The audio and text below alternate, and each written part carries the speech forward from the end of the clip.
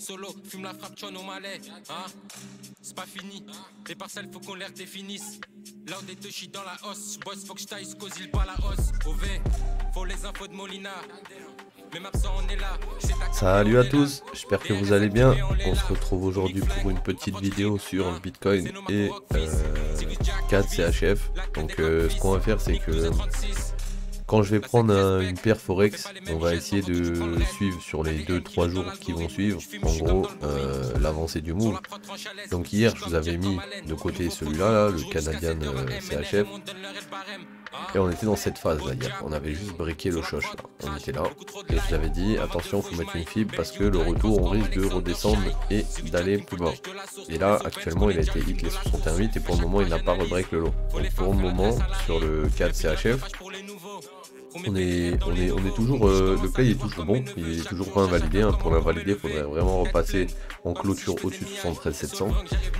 J'ai mon alerte qui est ici, elle a pas encore sonné. Pourquoi? Parce que de base, les 61.8 de base hier ils étaient ici, et entre temps on est descendu plus bas, donc les 61.8 se sont retrouvés un peu en dessous, et donc ça a pas sonné.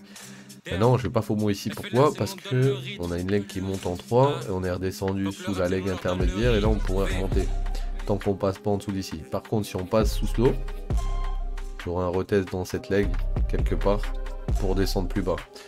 Mais je pourrais plus le choper au niveau des 61.8. En tout cas, pourquoi on avait déclenché ce play? Parce que ici, on a notre dernier mouvement qui monte. Donc là, c'est la structure. Là, c'est le segment intermédiaire. On casse ici. Déjà là, tu as un changement de marqué structure dans cette zone. Une fois qu'on casse encore un peu plus bas, ici, on a le changement de caractère. Donc là, carrément, on change toute la leg. Et là, si on refaisait la même chose ici, mon dernier mouvement qui monte, il est là. Là, on est descendu en dessous. Donc là, on a un marqué structure qui change. Pour valider le choche, il faudra passer sous ça. Et si on passe sous ça, ben, ça va accélérer. Ça va accélérer et faire l'OTE pour aller revenir prendre ses liquidités et revenir sur les 100%. Si jamais on a une clôture au-dessus de 73 700, on va dire, ça annule le play. Ok, donc pour le moment il est en zone, il a été rejeté en zone. Pour moi il peut encore aller pop un tout petit peu plus haut. Pourquoi? Parce que si on regarde dans la M2, M1, on voit que ici on a une liquidité qui n'est pas reprise. D'accord, là, on a plein de mèches encore à aller prendre, d'accord. Donc si ces mèches on va les chercher, on aurait une entrée dans le haut de la leg. Mais s'il ne vient pas les chercher, on risque de descendre ici et casser ce niveau. Tant que ce niveau il tient, 73 200, on va pas plus bas. On aurait juste un mouvement intra dans ce mouvement. Et vu que là on était monté descendu, ici c'était ma liquidité interne, donc là on l'a pas encore prise. Il y a descendu comme ma liquidité interne à 73 235 avant de rebondir, c'est possible aussi. Ok. Donc pour le cas de CHF, moi personnellement ce que je vais attendre aujourd'hui, c'est un retour au-dessus de 73 500 et voir ensuite dans cette zone si ça rebreak pour le shorter. Si on revient pas au-dessus de ce niveau et qu'on casse pas ici, on reste dans ce range, je fais rien. Si on casse ce niveau, d'accord, je vais casser avec tout ce mouvement, donc je regarde même ma liquidité interne, elle est là, d'accord. Donc moi, je vais potentiellement, si on casse ce niveau, shorter dans cette zone, comme ça, avec le stop juste au-dessus de ça, puisqu'il sera protégé si on casse la structure, et on ira chercher les TPM15 par contre, donc les TPM15 c'est tout en bas. Ok. Donc ça c'est la petite update pour le 4 CHF. Maintenant on va aller faire un tour sur le BTC, parce que le BTC pas l'air d'avoir envie aujourd'hui. Là je vois, là je me suis réveillé, le BTC il était en train de descendre, je me suis dit bon, apparemment on va pas rebondir aujourd'hui, mais bon, on va voir ça ensemble. Donc là j'ai pris le temps de vous mettre tous les niveaux qu'il faut, enfin que moi je considère être important pour trader, c'est-à-dire vous avez vos daily, weekly, monthly level, ok, vous avez vos NPOC, daily, weekly, monthly, et on a aussi les angles VWAP, mais les angles VWAP je les mets pas à l'écran parce que sinon après j'ai trop de lignes. Et vas-y, c'est le bordel. Donc là aujourd'hui, ce qu'on va se servir, on va se servir juste des naked POC. Donc les POC qui n'ont pas été retest, ainsi que les daily, monthly et weekly level. Donc là, j'enlève tout. Voilà. Là, tu as un chart nu avec ta SMC qui est mappé. Maintenant qu'on est là-haut, là ce qu'il faut pas faire, là ce qu'il faut faire attention, c'est ici c'est une bonne POI. Pourquoi? Parce qu'on a un order block qui vient chasser les lots de gauche et avant de repartir. Donc pour moi personnellement là, vu que le BTC il est en train de drop, je dirais que on va revenir dans ça, voire même dans la mèche, hein, c'est possible, parce qu'on a une 15. Donc ça serait dans la mèche en gros.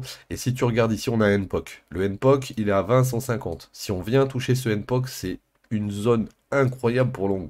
Si on passe pas en dessous d'ici. Je vous le dis, si on passe pas sous ce level, qu'on rebondit ici, le changement de le changement de price action se fait dans cette zone, vous allez être dégoûté si vous le jouez pas. Donc une fois qu'on arrive en zone, on préchote pas comme des teubés, on attend que la bougie elle rentre dedans et que le mouvement nous montre qu'il veut aller plus haut. Et c'est à ce moment-là, quand il te montre qu'il veut aller plus haut, que toi tu prépares tes ordres ici. Tu les prépares pas à l'avance ici et quand on est en train de descendre, parce qu'on peut très bien descendre et tout rafaler et tout arracher. Alors que si on descend tout doucement et que là, bim, tu as une reprise de liquidité des highs, donc tu sais que le marché il a envie d'aller chasser les plus hauts, on chasse plus les plus bas. Là, à ce moment-là, tu mets ton ordre sur le début de la leg, au 61,8, où tu veux, et bam, tu vas le chercher après, tu vas chercher les tops. Pourquoi tu vas chercher les tops? Parce que ici, on n'a pas eu de break de structure, on a juste eu une prise de liquidité avant de redescendre. Donc en gros, on a une SFP au-dessus des highs et on redescend sans prendre le lot. Si on prend pas le lot, si on prend pas le lot, ça veut dire que derrière, on va aller prendre ce high, tout simplement. Si on prend ce lot, faut pas oublier que c'est pas un break de structure. Ici, on n'a pas réussi à clôturer au-dessus. Donc, comment on appelle ça? Mon price action, je l'ai mappé là, mais en théorie, il est censé être mappé ici. Pourquoi? Parce que ici, on a un break de structure, et ce retracement prend la liquidité sur la gauche. Donc, on a de l'inducement qui a été enlevé, et donc, on peut repartir plus haut, puisqu'on est en train de monter, et que là, on est en train de chasser des stops de mecs qui sont en longue. Donc, une fois qu'on a chassé assez de mecs en longue, on continue. C'est ce qu'on veut voir ici. Ok les gars? Donc, première alerte sur 22, 20, 180, 20, 150 sur BTC, puisque c'est la zone où il est censé faire quelque chose.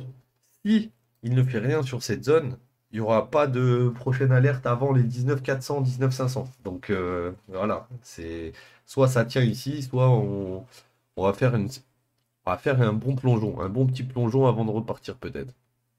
Ok? Et dans le cas où euh, on viendrait à rebondir, d'accord? Dans cette zone, on irait chercher quoi? On irait chercher en 4 heures la value RAI que je vous parle depuis plus d'une semaine à 21 400 voire 21 500. Et ensuite, une fois qu'on sera là-dedans, on verra ce que fait le marché. Mais pour le moment, on est trop proche de ça pour ne pas y aller, pour moi. Donc on va forcément y aller un moment. Si je le regarde en H4, on a juste une prise de liquidité au-dessus de CI. Ici, on est revenu dans cette POI. On pourrait peut-être revenir plus bas avant d'aller plus haut. Mais pour moi, si on fait ça, ça va commencer à quack. Donc pour moi, on ne devrait pas redescendre en dessous d'ici. Aller là-haut. Et ensuite peut-être redescendre en dessous. Ok? Donc ça, c'est ce que j'aimerais voir sur le BTC. Moi, personnellement, si je vois que dans cette zone, là, on commence à faire des choses comme ça, là, mes ordres, ils vont être posés. Ok? Et si mes ordres, ils sont posés ici, tac, mon stop, il va être juste en dessous de cette mèche. Tac. Et mon TP, il va être sur la value RAI. Tac. Donc là, si, voilà, si on arrive à ouvrir un truc comme ça, et qu'on se fait pas sortir sur le retest quand on vient se faire, entre guillemets, fill, là, les gars, vous avez un beau trade. Et vous avez potentiellement une belle zone pour re-entrer, en fait. Parce que là, on a le MPOC. En plus de ça, on est sur un Nifty Candle Imbalance qui prend la liquidité. Donc c'est une valide POI, très valide même. C'est pas un smart money trap ici. Donc faudra voir ce qui va se passer dedans. Ok les gars? Donc demain, on fera une petite update sur le BTC et 4 CHF, puisque du coup c'est le 4 CHF qu'on est en train de regarder. Voilà. Une fois que le 4 CHF, le play, pour moi, je jugerai qu'il est plus intéressant de rentrer dedans. On passera à un autre coin, plus intéressant. Mais c'est bien d'avoir un petit suivi, je pense, sur le Forex que je vous fais. Parce que si un jour on fait 4 CHF, le lendemain Euro USD, après Euro GBP et ainsi de suite, on n'a jamais la conclusion du move qu'on avait vu. Donc là, ça sera un peu plus carré. On suivra un peu plus longtemps le move sur 2-3 jours s'il faut sur la semaine.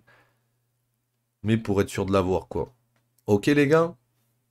Bon, je vous souhaite une bonne journée et je vous dis à demain l'équipe. Ciao tout le monde.